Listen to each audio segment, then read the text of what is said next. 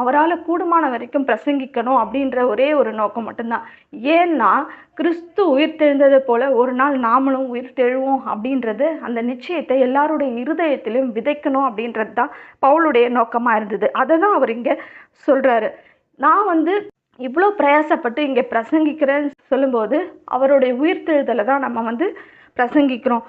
அப்படி நம்மெல்லாம் உயிர்த்தெழவே மாட்டோம் அப்படின்னு நீங்கள் நினச்சிங்கன்னா, அப்போது உயிர்த்தெழுதலே இல்லை அப்படின்னு சொன்னால் நான் இவ்வளோ கஷ்டப்பட்டு பிரயாசப்பட்டு பிரசங்கிக்க வேண்டிய அவசியமே இல்லையே.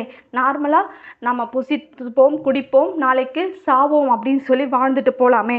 இவ்வளோ கஷ்டப்பட வேண்டிய அவசியமே இல்லையே அப்படின்னு சொல்லி பவுல் சொல்கிறாரு.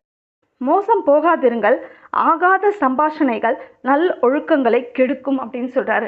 இப்போது நம்மளுக்கு தெரியும் இருக்குது, உயிர்த்தெழுதல் இருக்குது, நித்திய ஜீவன் இருக்குன்ட்டு. இதை நம்ம மற்றவங்களுக்கு சொன்னாலும் அவங்களால டக்குன்னு புரிஞ்சுக்கவும் முடியாது.